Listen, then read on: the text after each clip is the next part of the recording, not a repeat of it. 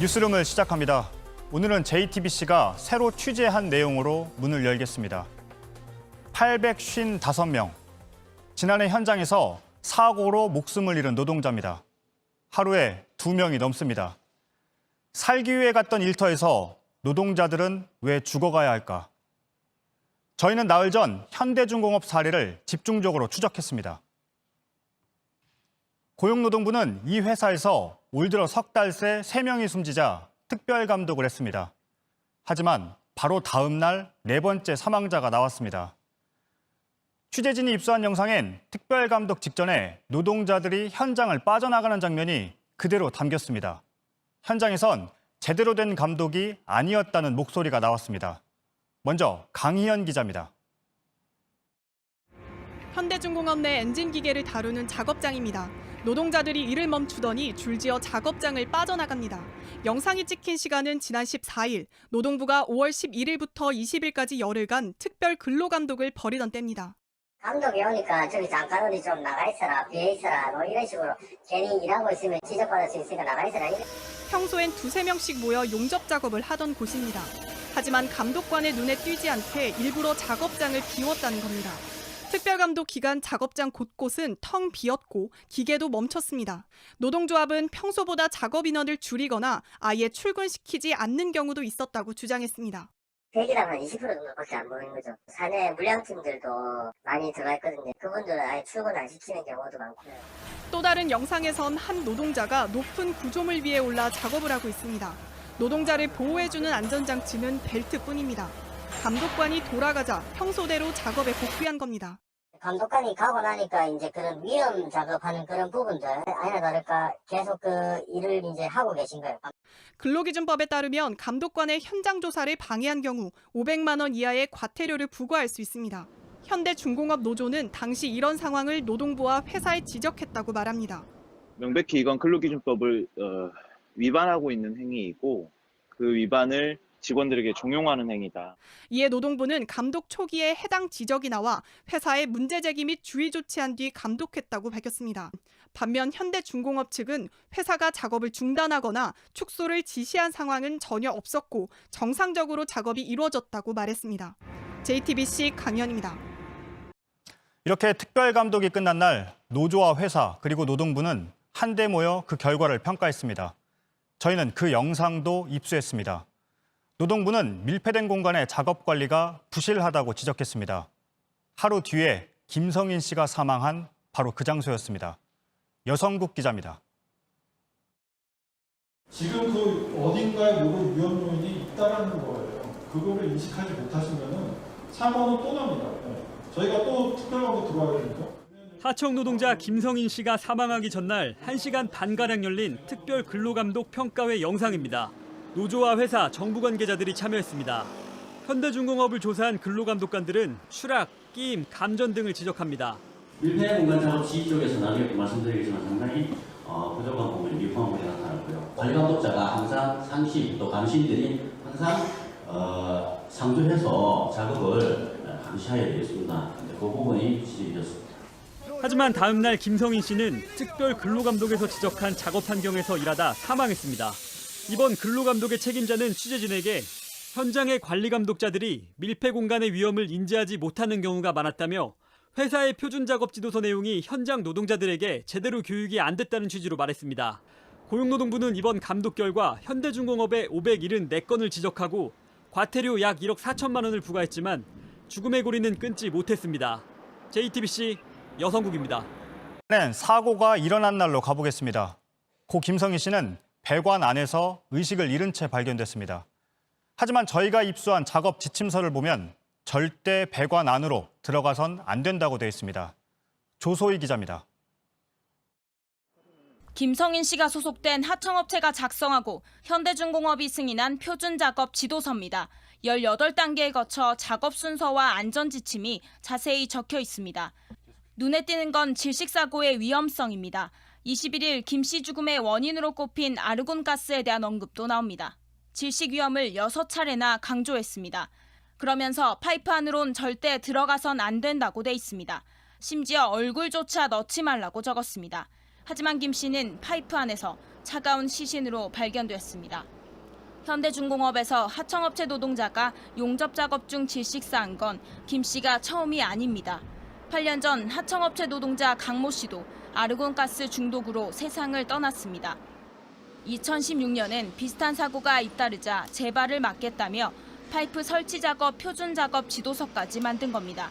하지만 현장에선 지켜지지 않았습니다. 보통은 이렇게 작업을 안에 들어가거나 뭐 이런 거 하려면 반드시 몇 가지 절차를 거쳐야 돼요. 반드시 환기를 시켜야 돼요. 반드시. 노조 측은 김 씨가 위협을 무릅쓰고 파이프 안으로 들어가야만 했던 이유를 밝혀야 된다고 지적했습니다. JTBC 조소입니다. 고 김성인 씨는 일한 지 10달 된 34살의 하청업체 직원이었습니다. 유족들은 국가와 회사 모두에게 잘못이 있다며 누군가가 책임을 져야 한다고 말했습니다. 공다솜 기자입니다. 숨진 김성인 씨는 하청업체의 하도급을 받은 재하청업체 소속이었습니다. 성인이 돼 있는 하청팀 회사에서 물량팀이라고 또 있다네. 물량팀은 도급이야. 또 하도 이쪽으로 이렇게 하고 그러니까 자기네들이 팀원을 구성해가지고 몇 명이 와서 일을 하는 거야. 2011년부터 줄곧 현대중공업 현장에서 일했지만 소속 하청업체는 매년 달랐습니다. 성현이 같은 경우는 거기를 있다가 나왔다 했잖아. 알바식으로 대학교 때부터. 일한 것은 10개월밖에 안 되는데 그 전에 조금씩 일을 해서 일단 뭐 경력이 있는 것으로 이렇게 아마 인정을 한 것 같고요. 그 정도의 기능으로는 보통 잘 할 수가 없거든요. 노조에 따르면 김 씨는 다른 하청업체 소속으로 일해봤다는 이유로 안전교육도 면제받았습니다. 유가족은 정작 현장에선 무용지물인 안전지침들이 원망스럽기만 합니다. 자기들 나름대로 2인 뭐 지금 산업안전보급에 다 정리되어 있는 거잖아. 안전에 관한 법은 안전 관리자가 거기 가갖고 현장에 상주를 할 사업자이면 가야고 돈을 더 들이더라도 그렇게 해갖고 안전에 해서 하는 거 아니야. 법을 지켰으면 우리 조카도 안 죽었겠지. 노동부의 특별관리감독이 끝난 다음 날 벌어졌다는 사실이 가장 믿기지 않습니다. 얘기가 안 되잖아. 노동부에서 뭔 일이 생겨갖고 조사를 했다는 얘기야. 근로가 와갖고 한 10일을 조사를 했다는 거잖아. 근데 10일 후에 첫 시작하자마자 또 죽었잖아. 그럼 누가 책임이야? 올해 들어 이 사업장에서 숨진 노동자는 김 씨를 포함해서 4명째입니다. 내가 검사한테 최종적으로 유족 조사에서 원하는 게 있어. 이런 사유가 김성인으로 끝났으면 쓰겠다. JTBC 공다솜입니다. 뉴스룸을 시작합니다. JTBC는 일터에서 목숨을 잃은 노동자들에 대해 집중적으로 보도하고 있습니다.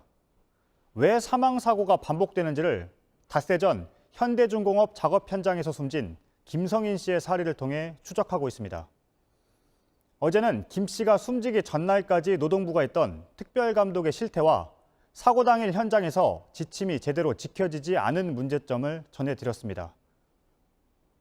오늘은 김성인 씨 사망 이후의 문제입니다. 노동부는 현대중공업에 질식 위험이 있는 밀폐구역의 작업을 멈추라고 명령했습니다. 하지만 노동자들은 어제에 이어 오늘도 물량을 맞추기 위해 밀폐된 공간에서 용접을 했다고 말했습니다. 저희 취재진이 그 영상을 입수했습니다. 먼저 강희현 기자입니다. 현대중공업 선박 내부의 작업 모습입니다. 용접 중 나온 먼지가 사방에 날립니다. 내부는 손전등을 켜지 않으면 앞이 보이지 않을 정도로 어둡습니다. 이 작업 현장에 들어가려면 좁은 입구부터 통과해야 합니다. 공간이라고 해놔놓고 거기에 대한 이게 대처를 하고서 작업을 하게끔 해줘야 되는 상황이 맞죠. 이거 가스하고 뭐 철판하고 뭐 해서 먼지부터 해가지고 들어가 보지 않은 사람은 몰라요. 눈도 맵고. 작업장 입구에도 질식 위험과 밀폐된 구역임을 알리는 경고장이 붙었습니다. 앞서 노동부는 지난 21일 김성인 씨가 파이프 안에서 숨진 후 현대중공업 내 밀폐 공간에 대해 작업 중지 명령을 내렸습니다. 현대중공업 노동조합은 작업 중지 명령이 해제될 때까지 해당 작업장의 안전 조치도 강화해야 한다고 주장해왔습니다. 일면에서 들어가서 용접 작업을 하면 용접을 하면서 이산화탄소를 배출하면서 산소 포화도가 떨어지거든요. 자실식이 되니까 관리도 안 되고 하지만 현장 노동자들은 별다른 조치 없이 어제부터 작업 지시가 내려왔다고 말합니다. 질식 위험을 강조하는 경고장들도 떼라고 했던 겁니다. 이걸 왜 떼냐, 무슨 경우냐 했더니 그런 거는 묻지 말고 그냥 작업만 해라라고 얘기를 해요.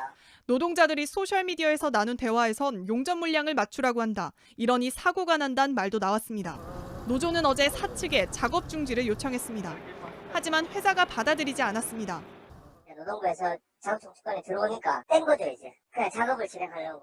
현대중공업은 해당 구역은 사고 이전부터 밀폐 공간으로 지정하지 않아 노동부의 작업 중지 명령에 해당하지 않는다고 했습니다.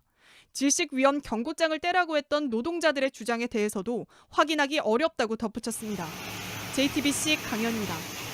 뉴스룸은 노동부가 이번 달 특별 감독을 하기 직전에 현대중공업이 노동자들을 작업장 밖으로 내보내는 영상을 보도했습니다. 제대로 된 감독이 아니었다는 노동자들의 입장도 전했습니다.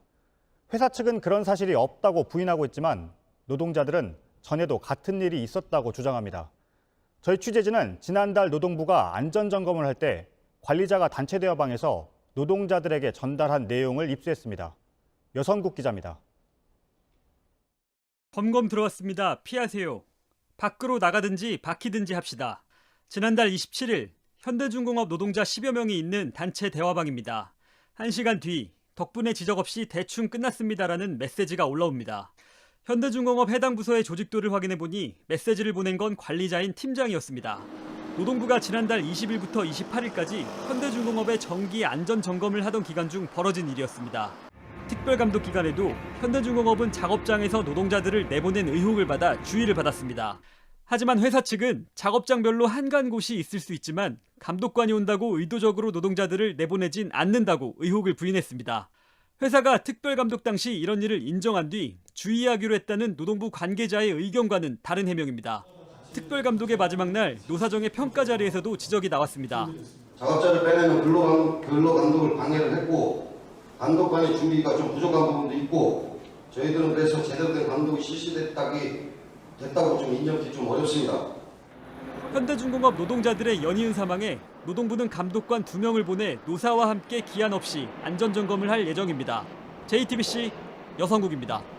현장에서 목숨을 잃은 노동자들은 끊임없이 나오고 있습니다. 이번엔 재활용 업체에서 일하던 20대 노동자입니다.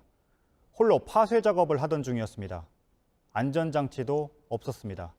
정진명 기자입니다. 쉴 새 없이 움직이는 파쇄기 위로 노동자가 올라갑니다. 무언가를 빼내려 몸을 숙이는 순간 중심을 잃고 파쇄기 위로 넘어집니다. 26살 김재순 씨가 사고를 당한 건 지난 22일 오전 9시 45분쯤입니다. 30여 분 뒤 119 구급대가 왔지만 김 씨는 이미 숨진 뒤였습니다. 2인 1조로 일하는 게 원칙이지만 당시 김 씨는 홀로 일하고 있었습니다. 파쇄기 주변엔 안전장치도 없었습니다. 지난해 8월 정규직으로 입사한 김 씨는 주로 파쇄기 주변 정리를 맡았습니다. 자기 자신이 다른 사람한테 틀리다는 생각으로 부부지런히 해도 그거 많이 봤어요. 생활이 어려워 멀리 떨어져 살던 아버지는 아들의 죽음에 억장이 무너집니다.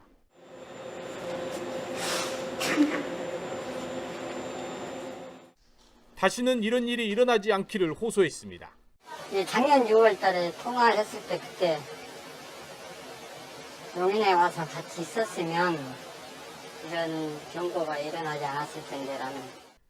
노동계와 시민단체 등은 철저한 사고 원인 조사와 재발 방지를 촉구했습니다. 죽지 않고 일할 권리가 지켜지고 있지 않은 문제에 대해서 사회적으로 좀 함께 해결해 나가야 되지 않을까 생각합니다. 업체 대표는 모든 책임을 지겠다며 사죄했습니다. 경찰은 업체 대표를 업무상 과실치사 혐의로 입건해 조사 중입니다. JTBC 정진명입니다. 네, 저희 JTBC는 현대중공업에서 목숨을 잃은 노동자 김성인 씨 사안을 집중 보도해드렸습니다. 그리고 이에 앞서서 아파트 입주민에게 폭행을 당했다고 호소하며 목숨을 끊은 노동자 고 최희석 씨도 있었죠. 갑질을 당했거나 산재를 당했거나 먹고 살기 위해서 뛰어든 일터에서 노동자들의 죽음이 일상이 돼가고 있습니다. JTBC는 노동자들이 죽지 않고 일할 권리를 온전히 보호받는 그날까지 추적하고 집중 보도하겠습니다. 저희는 고 최 씨가 작성한 지난 1년 5달 동안의 업무일지 전체를 입수했습니다. 이 내용을 중심으로 지난 1년여 시간과 경비 노동자의 현 실태를 짚어보겠습니다. 먼저 박준우 기자입니다.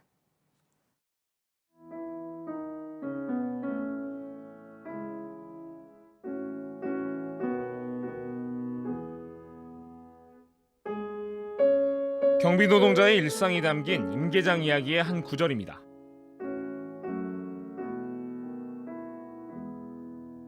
입주민의 폭행으로 목숨을 끊은 경비원 최희석 씨의 일상도 다르지 않았습니다. 경비 일지를 빼곡히 채운 업무들.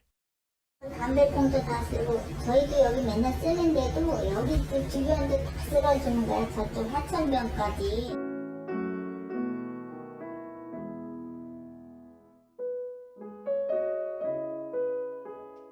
(24시간) 내내 근무를 해야 하는 최 씨에게 주어진 휴게 시간은 총 10시간.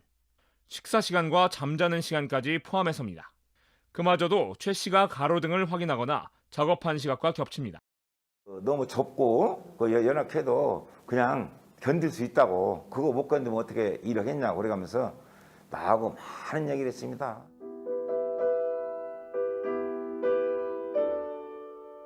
경비 노동자분은 경비 업무만 하셔야 되는 거예요. 특정이 되는 업무에 대해서 변경이 있을 때에는 개별적인 노동자의 동의가 반드시 필요하다. 최 씨가 일한 아파트의 관리사무소 측은 경비원이 경비만 하게 하려면 현실적으로 경비원 수를 줄일 수밖에 없다며 어려움을 토로합니다.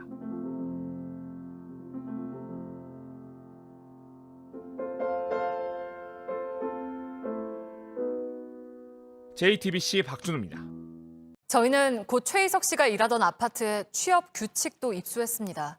갑질에 취약한 독소 조항들이 곳곳에 담겨 있었습니다. 전문가들은 이 아파트만의 문제가 아니라고 했습니다. 이혜원 기자입니다.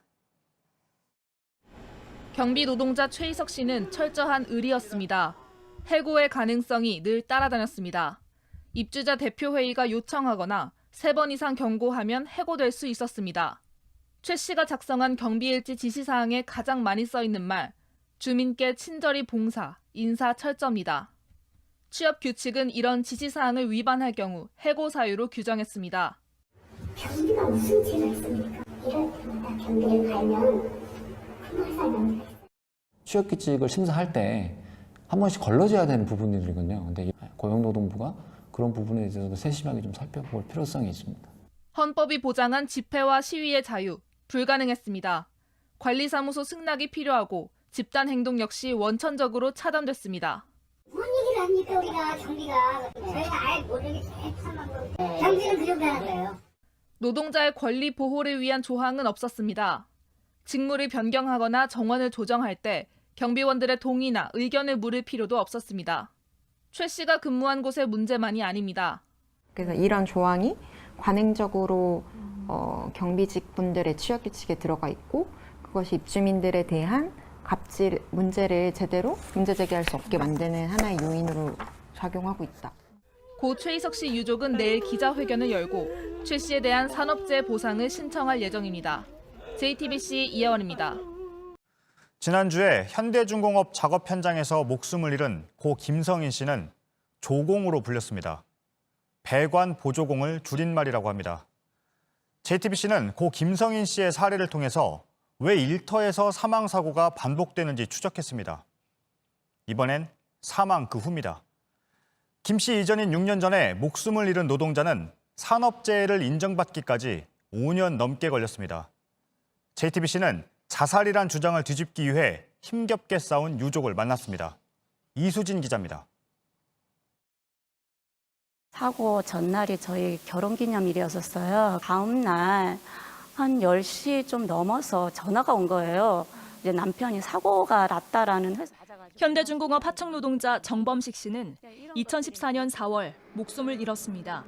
선박의 녹을 제거하는 작업을 하다 호스에 목이 감겨 숨진 겁니다. 장례식장에 딱 첫날 이제 딱 들어갔을 때 그 회사 사장님이 찾아오셨어요. 와가지고는 이제 모든 걸 내가 책임을 다 질 테니까 걱정하지 말라라는 말씀을 하시고, 남편이 없는 텅 빈 집에 한 통의 우편물이 도착합니다.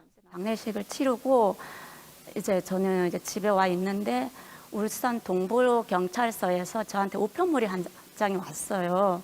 거기에 뭐라고 적혀 있냐면 사고사일 가능성보단 스스로 목매음이 적합해서 자살로 종결을 낸다라는. 경찰이 자살로 결론 내자 근로복지공단도 남편의 죽음은 산업재해가 아니라고 결론 냈습니다. 회사의 태도도 돌변합니다. 회사 측에서 보이는 태도는 너무한 거예요. 이게 현장에서 지금 사망사고가 되게 많이 일어나잖아요. 근데 회사 측에서 하는 거는 그냥 늘 있던 일인 것처럼 그냥 아무렇지 않게 생각하는 것 같아요. 그냥. 김 씨는 남편의 억울함을 풀기 위한 소송을 시작하고 1인 시위에 나섭니다. 하얀 소복을 입고 팻말을 들고 1인 시위를 시작했어요. 1인 시위를 할 때 그 많은 직원분들이 작업복을 입고 안전화를 신고 출근을 하는데 진짜 그 모습을 볼 때 제 남편도 이 길을 이렇게 해서 출근을 했겠구나라는. 산재 소송에선 산업재해였다고 입증할 책임은 유가족에 있습니다. 하지만 회사도 수사기관도 전혀 협조하지 않는 상황에서 자료 한 장 손에 쥐기도 어려웠습니다. 공개 요청을 하면서 제가 이거를 어떻게 해서 자살로 종결을 냈는지 저는 이거를 확인을 하고 싶다. 그래서 수사했던 기록을 모두 보여달라고 얘기를 했을 때 이제 동부경찰서에서는 저한테 불리한 진술 내용들만 딱 추려가지고 그런 것만 저한테를 딱 보낸 거예요. 하지만 1심 판결은 경찰의 수사 결과에 오류가 없다. 패소였습니다. 제가 이제 변호사님께 말씀을 드렸어요. 제가 어떤 결과가 나오더라도 항소하고 끝까지 가고 싶습니다. 좀 저희 애들을 위해서라도 저는 진짜 끝까지 저희 남편의 억울함을 꼭 밝히고 싶었어요. 인권 변호사와 시민단체의 도움을 받아 사고 재현 실험을 하고 경찰을 상대로 소송을 벌여 모든 수사 기록을 받아냈습니다. 길고 긴 싸움 끝에 지난해 8월 항소심 판결이 나옵니다. 어떤 결과가 나올지 이제 너무너무 가슴이 아파서 이제 핸드폰을 꺼놓고 이제 제가 1시간 후에 핸드폰을 딱 키니까 울산에서 고생하셨습니다. 축하합니다라는 문자 글이 딱 보인 거예요. 남편의 억울함을 풀고 산업재해를 인정받기까지 만 5년 4개월, 1937일이 걸렸습니다. 우리처럼 힘없고 현장에서 일하는 근로자 노동자분들이 산재 문턱이 너무 높다라는 것을 느끼게 됐어요. 포기하지 말고 돌아가신 분을 위해서라도 꼭 이런 걸 꼭 밝혔으면 좋겠어요. JTBC 이수진입니다. 일터에서 숨지는 노동자들에 대한 집중 보도 저희는 오늘도 이어갑니다. 이번엔 현대중공업에서 일하다 숨진 또 다른 노동자 김민수 씨입니다. 김 씨가 숨진 날의 작업일지엔 작업을 잘 마쳤다고 고인이 직접 서명한 걸로 돼 있습니다. 조작됐다는 지적에 담당 팀장은 관행이라고 털어놨습니다. 구석찬 기자입니다. 엉금엉금 기어야 겨우 지나갈 수 있는 좁은 통로. 현대중공업이 정비 중인 잠수함 내부입니다. 지난달 16일 여기서 일하던 45살 김민수 씨가 갑작스레 닫힌 철문에 끼었습니다. 열흘 동안 사경을 헤매다 숨졌습니다. 그런데 사고 당일 작업 일지엔 김 씨가 작업을 잘 마쳤다고 직접 서명한 것으로 돼 있습니다. 앞뒤가 맞지 않는 상황에 담당 팀장이 사실을 털어놓습니다. 작업 전, 작업 후에 다 미리 해놓으셨다. 임의로는 그거는 사인을 해놓은 겁니다. 누가 한 겁니까? 팀장이 했는 겁니다. 이 같은 조작이 관행이라고도 했습니다. 근데 뭐 그전에도 사인이 다 안 됐거든요. 그냥 그게 작업임무를 그냥 써서 그러니 그냥 그래서 뭐 임의적으로 사인을 했는 거지 뭐. 노조 측은 사측이 받지도 않은 안전교육을 받은 것처럼 꾸몄다고 주장합니다. 이뿐만이 아닙니다. 취재진이 입수한 사측 내부 보고서입니다. 김 씨가 무전기 없이 작업하던 중 동료가 유압식 문을 닫았고 표준 작업 지도서가 없었다고 돼 있습니다. 안전을 지켜줄 작업 지침도 없었던 겁니다. 현대중공업 측은 서류를 조작한 팀장을 정직시키고 안전관리 강화 방안을 마련했다고 밝혔습니다. JTBC 구석찬입니다. 유족들은 병원비 때문에 또 한 번 가슴을 앓아야 했습니다. 산재 사고는 병원비가 많아서 보통 사측이 먼저 내두지만 현대중공업 측은 망설였다는 겁니다. 합의를 압박하려고 시간을 끌었다는 게 유족들 주장인데 현대중공업 측은 오히려 배려한 거라고 해명했습니다. 이어서 김도훈 기자입니다. 지난달 말 장례식을 치르던 김민수 씨 유족들은 병원으로부터 전화 한 통을 받습니다. 김 씨가 숨지기 전까지 있었던 중환자실 비용 2,290만 원을 빨리 내달라는 겁니다. 지금 중공업 측에서 결제를 못 하시겠다고 연락을 주셨거든요. 그게 환자털인데 결제를 못 한다고요? 병원 측도 황당했다고 털어놓습니다. 지금 이렇게 사고가 나면 회사에서 처리를 해주시는데 유족들은 분노했습니다. 너무 기가 막히고 화가 났죠. 자기들도 하루를 빨리 가야 되니까 그런 식으로 이제 일부러 안 좋게 나온 거죠. 사연을 들은 동료가 소셜미디어에 알렸습니다. 회사 내부에 비난이 들끓었습니다. 결국 뒤늦게 사측이 병원비를 대신 내주고 합의가 마무리됐습니다. 그런데 사연을 알린 동료가 징계를 받았습니다.